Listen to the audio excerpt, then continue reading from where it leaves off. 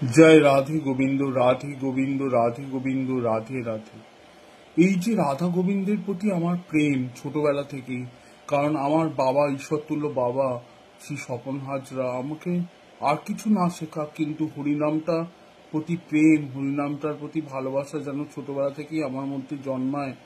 উনি প্রাণপণ চেষ্টা করেছেন, কারণ আমার এখনো মনে আছে, আজ আমার 40টা বছর আমি অতিক্রম করেছি। করার পর এইটা উপলব্ধি হয় মনে মনে যে এত কৃষ্ণপ্রেম আমার মধ্যে কি করে এলো, হঠাৎ তো আসেনি। ছোটবেলা থেকে সেটি আমার সুপ্ত মনের মধ্যে ছিল।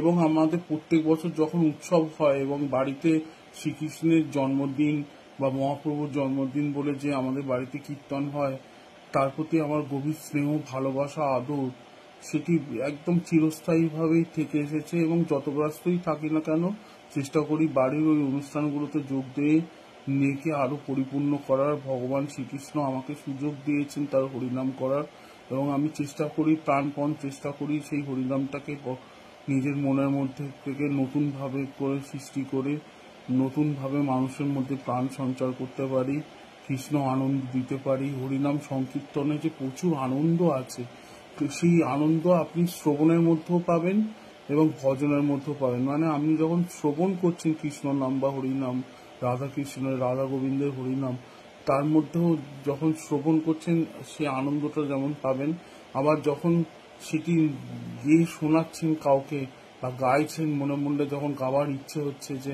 যখন আমি আমার বাবাকে দেখতাম, বাবা প্রাণ ভরে আকুল কণ্ঠে কৃষ্ণ নাম করছে, হরে কৃষ্ণ হরে কৃষ্ণ কৃষ্ণ কৃষ্ণ হরে হরে, তখন আমার মনের মতো খুব আনন্দ হতো। বাবার মতো যদি আমিও কৃষ্ণ নামের প্রতি আসক্তি হয়ে, কৃষ্ণর প্রতি প্রেমে ভক্তি হয়ে ভক্তিময় হতে পারি, সেই রূপটা যেন আমারও মধ্যেও থাকে। বাবার মতো আমিও যেন একটা ভালো দৃষ্টান্ত তৈরি করতে পারি, কৃষ্ণ প্রেমে নতুন দিশারি হয়ে উঠতে পারি, সেই চেষ্টাই আমি করে গেছি। বারবার কৃষ্ণকে অনুসন্ধান করে গেছি, কৃষ্ণকে পাওয়ার চেষ্টা করে গেছি। ভগবান শ্রীকৃষ্ণ যে অমূল্য একটি পূর্ণাঙ্গ পুরুষ ছিলেন উনি, ওনার মধ্যে সমস্ত কিছু বিদ্যমান ছিলেন এবং অতি অতি সাধারণভাবেই জীবনযাপন করে মানুষকে অলৌকিক শক্তির মধ্যে দিয়ে দেখিয়েছেন যে সাধারণভাবে বেঁচেও কিন্তু ভগবান হওয়া যায়। তার সর্বাঙ্গ রূপ, তার গুণ মানুষকে আকর্ষণীয় করত, এবং আকর্ষণটা এতই বেশি তীব্র ছিল যে তিনি ভগবান যে সবার মধ্যে বিরাজমান, তার মধ্যেও যেমন ঈশ্বর বাস করে, এবং ঈশ্বরেরই তিনি একটি সত্তা, শ্রীকৃষ্ণ একটি অবতার উনি, যেরকম সেরকম সাধারণ মানুষেরও ভগবান তিনি, সবার অন্তরে তিনি আছেন। কেউ অন্তর থেকে উপলব্ধি করলে তাকে পায়, কেউ আবার তাকে হরিনামের মধ্যে দিয়ে পায়, কেউ স্বপ্নে পায়। তিনি যার উপর কৃপা করেন তার উপর দয়া করেন, কৃপা দয়া তার উপর বিদ্যমান থাকে। কিন্তু এটা মনে রাখতে হবে, কিন্তু যত কৃষ্ণ নাম তুমি করবে, শ্রীকৃষ্ণ নাম যত সার্থক হবে, তোমার মনে হবে যে না, আমি এত ভালো কৃষ্ণ নাম যখন করছি, তার মানে আমার মধ্যে সেই কৃষ্ণ নামের আশীর্বাদ ভগবান আমাকে দিয়েছেন। কিন্তু কষ্টর সংখ্যাটাও বলবো বেশি আছে তাতে, কারণ আমি উপলব্ধি করেছি যত আমরা হরিনাম করি, যত আমরা কৃষ্ণ নাম করি, প্রভু আমাদের যদি তার প্রিয় সদস্য মনে করেন, তবে তিনি কিন্তু প্রচুর পরীক্ষা নেন, প্রচুর কষ্ট দেন, তবেই কিন্তু উনি সাফল্যের দিকে এগিয়ে অগ্রসর করতে আগ্রহী দেখান। পরীক্ষা না দিলে যেমন উত্তীর্ণ হওয়া যায় না, যেমন আমরা যখন পড়াশোনা করতাম স্টেপ বাই স্টেপ কিন্তু আমরা পড়াশোনা করে উপরে উঠেছি, পরীক্ষা দিয়েছি, পাশ করেছি, তারপরে আমরা আর পরবর্তী শ্রেণীতে পড়াশোনা করে ভর্তি হয়েছি।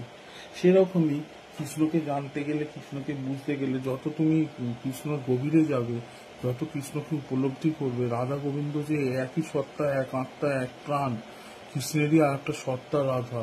রুক্মিণী কিন্তু মা লক্ষ্মীর অবতারের একটি অংশ, কিন্তু মা রাধা হচ্ছে কৃষ্ণেরই আর একটা সত্তা। তাই জন্যই কৃষ্ণ যখন দুঃখ হয়, রাধার কষ্ট হয়, অন্তরে লাগে ব্যথা। একটা আমরা লাইন জানি, আমরা ছোটবেলায় যখন পড়েছি বৈষ্ণব পদাবলী, তখন একটা লাইন খুব আমাদের মধ্যে দেখতাম রাধার কি হইল অন্তরে ব্যথা, বসিয়া বিরলে ঠাকুরে একলে, না শুনে কাহারও কথা, সধাই দেহানে চাহ মেঘপানে। মনে পড়ে সেই কবিতাটা? কৃষ্ণের প্রতি এত তার প্রেম, এত তার ভক্তি, এত তার ভালোবাসা, যখনই কৃষ্ণকে সে উপলব্ধি করছে মনে মনে, তার মধ্যে একটা বিরহ তৈরি হচ্ছে অন্তর থেকে, যে হয়তো আমি প্রভুকে কোনো কারণে হারিয়ে ফেলতে পারি। কিন্তু তারই যে একটা সত্তা শ্রীকৃষ্ণ, যখন কৃষ্ণ প্রভু হয়ে যখন মথুরায় যাচ্ছেন শ্রী কংসকে হত্যা করতে, শ্রী কংস বলছি কারণ প্রভু যাদের যাদের নিধন করেছেন, যেমন কংস, রাবণ, এরা কিন্তু প্রভুরই আরেকজন ভক্ত, গুণমুক্ত ভক্ত। তারা কিন্তু চেয়েছেন যে আমরা এইভাবেই যেন মৃত্যু হয় প্রভু, তাহলেই হয়তো আমরা সেই জায়গা করতে পারবো, তোমার পায়ের চরণ স্থান পাবো আমরা, তোমার যেমন নাম হবে তার সাথে সাথে আমার নামটাও যেন তার সাথে থাকে। সেইভাবেই ভগবানের এক পর্বের কথা আমি বললাম। আপনারা কেমন লাগলো? যদি আপনাদের ভালো লেগে থাকে আবার আমি নতুন গল্প নিয়ে শুরু করব ভগবানের। আমাকে প্রভু বলেছেন এই গল্পের ফলে আমি বলবো প্রত্যেকটা পর্বে। প্রভু আমাকে কালকে এই বইটি দিয়েছেন, এই বইটিতে শ্রীকৃষ্ণের পূর্ণাঙ্গ রূপের বর্ণনা একদম পুঙ্খানুপুঙ্খানুভাবে দেয়া আছে। সেগুলো আমরা আলোচনার মধ্যে আসবো। শুধু একটি কথা আমি বলে রাখি, শ্রীকৃষ্ণ হচ্ছে সাধারণ কেউ নয়।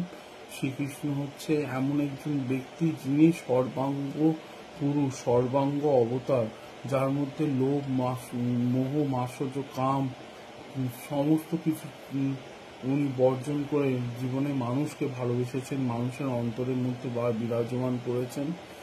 মোহ ত্যাগ করে, লোভ ত্যাগ করে, অহংকার ত্যাগ করে উনি ভগবান হয়েও অনেক কিছু কষ্ট সহ্য করেছেন এবং মানুষকে বুঝিয়েছেন যে কষ্ট শত কষ্ট হোক, কিন্তু তোমার যে কর্তব্য, তোমার যে ধর্ম, তোমাকে তা পালন করে যেতে হবে। হয়তো এখনো তোমার সেই সুযোগটা বা সেই সময়টা হয়ে ওঠেনি, কিন্তু যখন তোমার সেই সুযোগ সময়টা হয়ে আসবে, তখন তুমি উপলব্ধি করবে অন্তরে যে আমি আছি, আমি তোকে সৃষ্টি করেছি, যেমন আমি তোর সমস্ত কর্মক্ষেত্রে যদি তুই আমাকে সেরকম ভাবে মনে করিস, সেরকম ভাবে ডাকিস, আমি তোর সর্বক্ষেত্রে সর্বক্ষণে তোর পাশে আছি। তোকে হয়তো শত কষ্ট দেবো, শত ব্যথা দেবো, কারণ আমি পরীক্ষা নিরীক্ষা দিয়ে মানুষকে জানতে চাই, যাচাই করতে চাই সে সত্যিই কি আমার গুণমুগ্ধ ভক্ত, নাকি ওগুলো ওর মধ্যে এই কদিনের জন্য আছে, আবার চলে যাবে সারা জীবনের মধ্যে, নাকি সারা জীবন ও আমারই হরিনাম, আমার সংকীর্তন করেই বেঁচে থাকতে চায়। যেমন আমাকে আমার এই 40টা বছরে আমার মনে হয়েছে প্রভু আমাকে শ্রীকৃষ্ণের যে কীর্তনগুলো, আমাকে প্রত্যেকটা কীর্তনের প্রত্যেকটা মাহাত্ম্যগুলো পুরো উপলব্ধি করিয়ে গাইয়েছেন, গাওয়ার চেষ্টা করেছেন, এবং আমি চেষ্টা চালিয়ে যাচ্ছি। বিভিন্নভাবে আমি কৃষ্ণ নাম হরিনাম করে যাই, কৃষ্ণ নামে মেতে থাকি। রাধা গোবিন্দ রাধাময় জগৎ হবে, এই জগৎ সংসার, এই কলিযুগটা রাধাময় হবে। কারণ একটাই কথা বলছি, ব্রজকুল মানে প্রভুর যখন দ্বাপর যুগে জন্ম হয়েছিল, তখন সেই যুগটা ছিল কৃষ্ণময় যুগ। কারণ কৃষ্ণ তার এত সুন্দর সমস্ত কিছু লীলার মধ্যে দিয়ে দেখিয়েছেন যে সেই জগতে তার কতটা প্রয়োজন ছিল সেই জগতে আসার। যদিও তিনি মহাভারত রোধ করতে পারেননি, তবুও তিনি মহাভারতের পরে বা মহাভারতের যে আমরা তার বিভিন্ন রকম অর্জুনকে বলা বিভিন্ন রকম শাস্ত্রের কথা, শাস্ত্রের জ্ঞান, যেগুলো আমরা ভগবত গীতায় দেখি বা পাই, সেই ভগবত গীতার জ্ঞানগুলো খুবই প্রয়োজনীয় একটা মানব জীবনে মূল্য বৃদ্ধি বাড়ায়, মানব জীবনকে আরো উজ্জীবিত করে, মানব জীবনকে একটা নবচেতনা, নবজাগরণ ঘটাবার সাহস, অনুপ্রেরণা জেগে থাকে। তাই জন্য শ্রীকৃষ্ণের মাহাত্ম্য, যিনি আজ থেকে 5000 বছর আগে জন্মেও সমান প্রাসঙ্গিক হয়ে গেলেন, প্রাসঙ্গিক হয়ে রইলেন আমাদের মধ্যে। এখনো আমরা ভগবত গীতা পড়লে মানুষের মধ্যে আমূল পরিবর্তন আমরা লক্ষ্য করতে পারবো যে মানুষের এই পরিবর্তন হলেই মানুষ আবার বাঁচবে। হরিনাম সংকীর্তনেই যে বাঁচার রাস্তা এই কলিযুগ, এই যুগ হবে রাধাময়। রাধে রাধে রাধে রাধে বলে আজ শেষ করছি প্রথম পর্ব। কেমন লাগলো জানাবেন কমেন্টে, লাইক কমেন্ট শেয়ার দেবেন। Thank you.